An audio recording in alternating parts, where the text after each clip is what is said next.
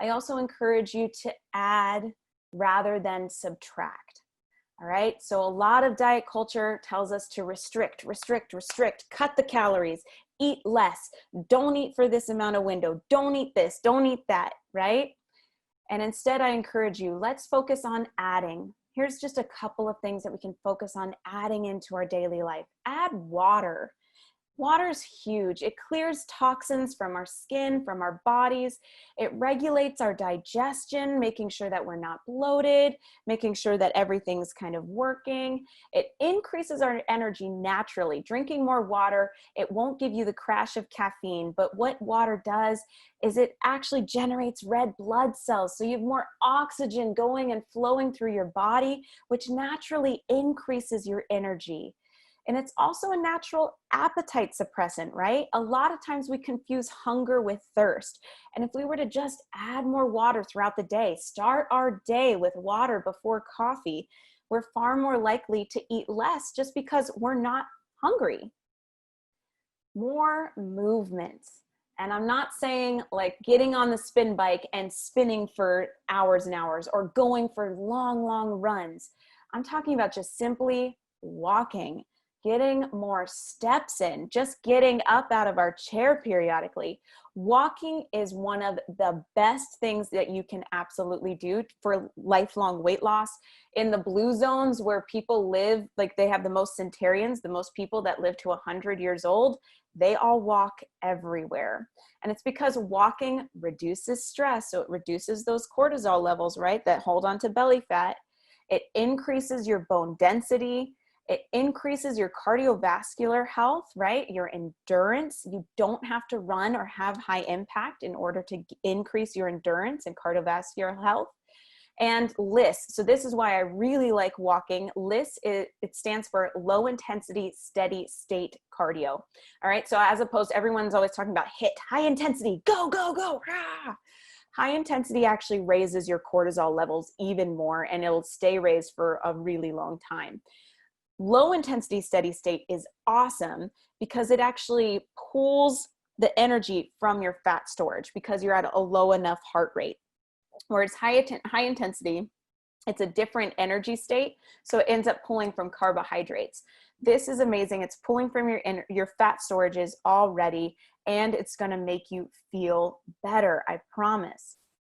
And lastly, one of the things, and really extremely important, do not underestimate adding more sleep into your life. The more sleep you have, it's going to regulate those hunger hormones. So when you get a full 7 to 9 hours of sleep, you're going to actually regulate those leptin and ghrelin levels so that you can actually reconnect with those internal hunger fullness cues. You'll reduce cortisol, again, reduce that stress hormone. And you're going to have better judgment, right? When we're tired, it's almost like we're drunk. In fact, they found that like when you're driving, and if you're driving tired, it's just as bad, if not worse, than driving drunk because we're not making good decisions. We're not focused. Sleep is absolutely vital for any sort of health or weight loss goals you may have. And the last thing that I would recommend for us in order to shift our perspective and to actually see results that are long lasting is to disconnect so that we can reconnect.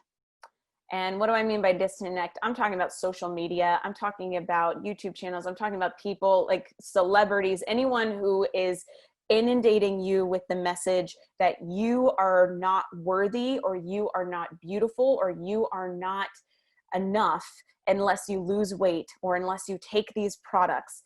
And this is huge. With my girls, one of their first assignments is to redesign their environment. And part of your environment is your social media.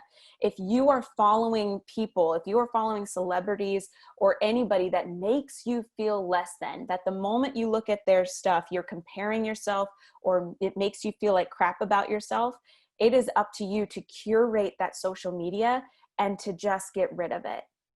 Furthermore, to reconnect or to disconnect from diet culture and products altogether, disconnect from these products that are not healthy, that there's not enough studies about them, that actually they can be really detrimental.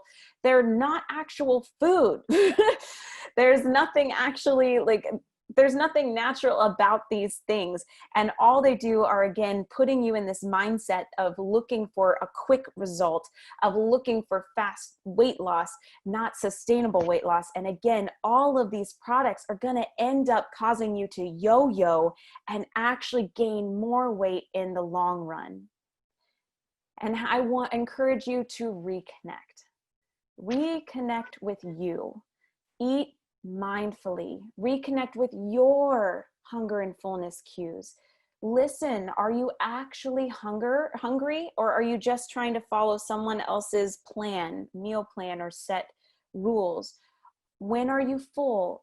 Sometimes it's difficult to feel those fullness cues. So we need to make sure we're plating our food, so we're eating consciously, that we're eating slowly, because it takes 15 to 20 minutes for those fullness cues to kick in.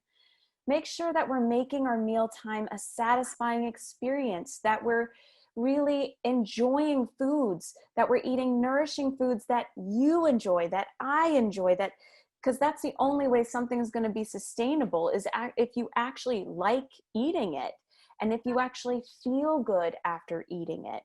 And food is an amazing way for us to share and really connect with one another. And there shouldn't be any guilt or shame surrounding that. I also encourage you to learn to appreciate your body. And I know it's hard, especially when we're told that we shouldn't, or that it's not enough. But learning to appreciate our body for what it does for us, that we have legs that allow us to walk, we have hands that allow us to hold, we have eyes that can see, we have a beautiful body that gives us an ability to serve others. And regardless of how you may feel when you're nitpicking, if you can really come from a place of appreciating it and wanting to nourish it, then you're going to see results long lasting, because you're not trying to punish it. You're just trying to love it and be grateful for the gift that it is. And celebrate your uniqueness. Celebrate what makes you special. What is unique and special and beautiful about you. And when you can really focus on those things, you get to celebrate it. You get to show up in the world, because the world needs you. And when we feel less than, when we feel afraid to show up in the world, and when all we can do is obsess and think about food and obsess and think about our bodies and our weight, we can't show up for others. There's no space. There's nothing more that we can do except obsess about little things that no one cares about.